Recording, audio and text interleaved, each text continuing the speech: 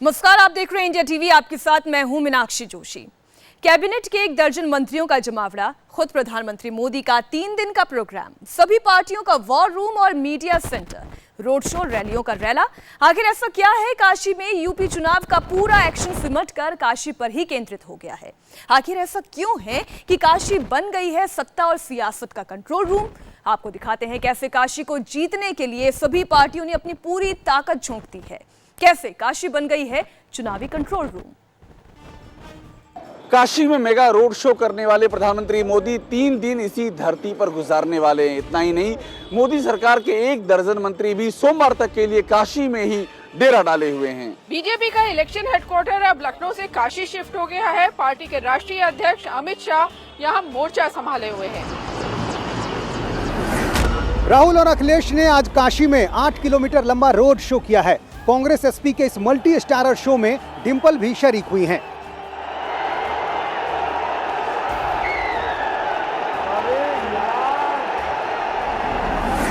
UP Congress के प्रभारी गुलाम नबी आजाद समेत करीब 10 दिग्गज नेता काशी में डेरा डाले हुए हैं। घर घर जाकर एक एक वोटर से संपर्क साधा जा रहा है। मायावती का भी पूरा फोकस पूर्वांचल के केंद्र काशी पर बना हुआ है। रोड शो से अलग मायावती अपने वोटरों से रैलियों के जरिए रूबरू हो रही हैं।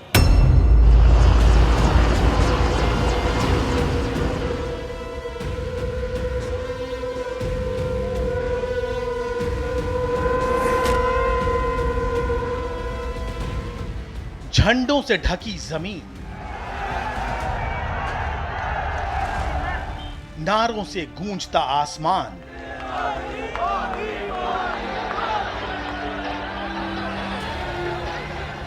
जोश, जय घोष, हिलोरे लेता जन सैलाब, सड़कें ठसाठस, गलियां गुलजार, छतों और छज्जों तक से फूलों की बरसात।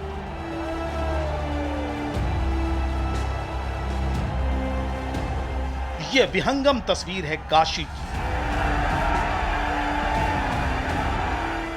उस काशी की जिसे पूर्वांचल की धुरी और धड़कन दोनों कहा जाता है। उस काशी की जिसे नरेंद्र मोदी ने लोकसभा चुनाव के लिए भी अपना संसदीय क्षेत्र चुना और 3 साल बाद अपने रोड शो के लिए फिर उसी काशी का चयन किया।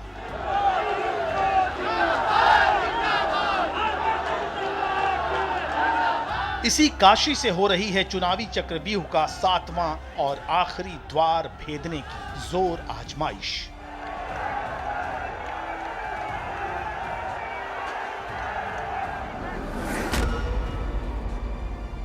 क्या मोदी, क्या अखिलेश और राहुल और क्या बीएसपी सुप्रीमो मायावती, हर कोई काशी को जीतना चाहता है। हर कोई काशी का आशीर्वाद हासिल करना चाहता है। आखिरी चरण के रण से पहले सियासी दिग्गजों का बैटल ग्राउंड बन गई है काशी। यूपी की सत्ता के दावेदारों के लिए चुनावी जंग का कंट्रोल रूम बन गई है काशी। यहाँ से जहां पर विश्व में खड़ा हुआ एक ऊंचाई की जगह पर यहाँ से प्रधानमंत्री मोदी का काफिला एकदम सामने नजर आ रहा है। प्रधानमंत्री मोदी लोगों का अभिवादन स्वीकार करते हुए खुले वाहन में, और चारों ओर जो जनता है, जनसैलाब है, वो हाथ हिला रहा है, वो नजदीक आने को कवायद कर रहा है। पुलिस, पीएससी दोनों ओर से लगी हुई है, आरएएफ लगी हुई है। उसे खासी दिक्कतों का सामना करना पड़ रहा है। ये तस्वीरें गवाह हैं कि कंट्रोल सेंटर काशी में अगर किसी ने सबसे ज्यादा ताकत झोंकी है तो वो है बीजेपी। और झोंके भी क्यों ना, आखिर प्रधानमंत्री मोदी की लोकसभा सीट जो है काशी, प्रतिष्ठा दांव पर है। यहाँ हारने का मतलब है बड़ी फजीहत। लिहाजा पूरा लाव लश्कर काशी में तैनात कर दिया गया है। कौन नहीं पहुंचा है काशी में? 3 दिन के लिए खुद प्रधानमंत्री मोदी तो काशी में हैं ही। गृह मंत्री राजनाथ सिंह, वित्त मंत्री अरुण जेटली, ऊर्जा मंत्री पीयूष गोयल, कानून मंत्री रविशंकर प्रसाद, कपड़ा मंत्री स्मृति ईरानी, वित्त राज्य मंत्री संतोष गंगवार, एमएसएमई मंत्री कलराज मिश्र, सूचना प्रसारण मंत्री वेंकैया नायडू, स्वास्थ्य मंत्री जेपी नड्डा, अनुप्रिया पटेल और महेंद्र पांडे भी अगले 2 दिन काशी और उसके आसपास के इलाकों में एक्टिव हैं।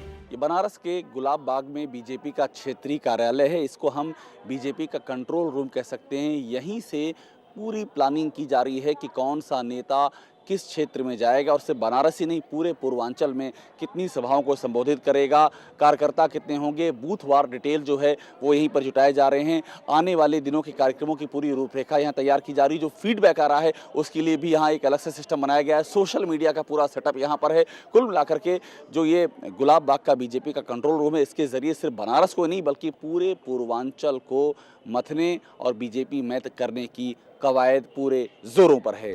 पार्टी अध्यक्ष अमित शाह पहले से ही काशी में जमे हुए हैं। उनके इशारे पर बीजेपी के तमाम दिग्गज प्रचार में जुटे हैं। मनोज सिन्हा और अनुप्रिया पटेल जैसे मंत्री अपने अपने असर वाले इलाकों में रैलियां कर रहे हैं। इनके अलावा योगी आदित्यनाथ, प्रदेश बीजेपी अध्यक्ष केशव मौर्य और बीजेपी शासित राज्यों के मुख्यमंत्री भी कैंपेन में जुटे हैं। इतना ही नहीं, संघ से जुड़े दर्जन भर से ज्यादा संगठनों के कार्यकर्ता भी काशी में घूम घूम कर बीजेपी के पक्ष में माहौल बना रहे हैं। अब जरा ये भी समझ लीजिए कि बीजेपी के लिए आखिर नाक का सवाल क्यों बन गई है काशी। काशी में यूं तो विधानसभा की 8 सीटें आती हैं, लेकिन 2012 के शहरी क्षेत्र की सिर्फ 3 सीटें ही बीजेपी के खाते में गई थी। वाराणसी की 8 विधानसभा सीटें हैं सेवापुरी, शिवपुरी, अजगरा, पिंडरा, वाराणसी उत्तरी, वाराणसी दक्षिणी, वाराणसी कैंट और रोहनिया। 2012 में हुए विधानसभा चुनावों में इनमें से 3 सीटों वाराणसी कैंट, वाराणसी उत्तरी और वाराणसी दक्षिणी सीटों पर बीजेपी का कब्जा रहा था। फिलहाल बीजेपी को अपनी 3 सीटें बचाने और सीटों का आंकड़ा बढ़ाने के लिए एड़ी चोटी का जोर लगाना पड़ रहा है, क्योंकि 2 मौजूदा विधायकों को टिकट नहीं मिलने की वजह से पार्टी को बगावत की आंच भी झेलनी पड़ रही है। हालांकि इनमें से एक नाराज विधायक श्याम नारायण चौधरी को तो आज खुद प्रधानमंत्री ने इस अंदाज में मनाया कि इनकी सारी नाराजगी काफूर हो गई।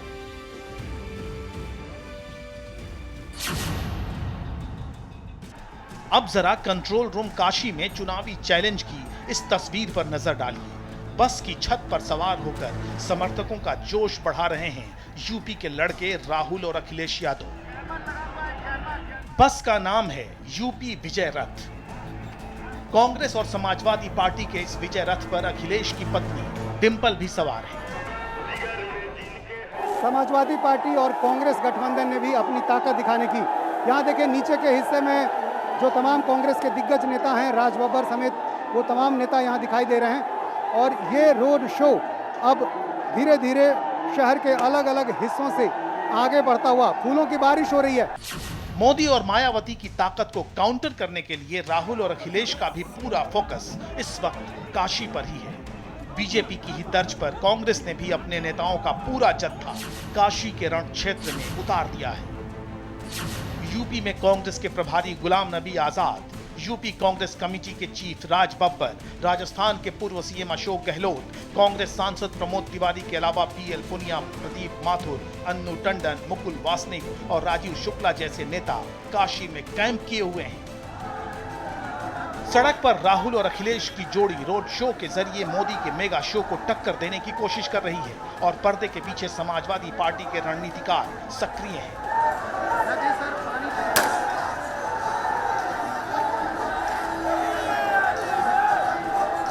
समाजवादी पार्टी के प्रदेश अध्यक्ष नरेश उत्तम, राष्ट्रीय उपाध्यक्ष किरणमय नंदा और सांसद धर्मेंद्र यादव भी काशी में डेरा डाले हुए हैं। बनारस में ग्लेशियर लाइन का ये सेंटर कांग्रेस और समाजवादी पार्टी इन दोनों के ज्वाइंट कंट्रोल रूम की तरह से है। यहाँ पर दोनों ही पार्टियों की रणनीति तैयार की जा रही है।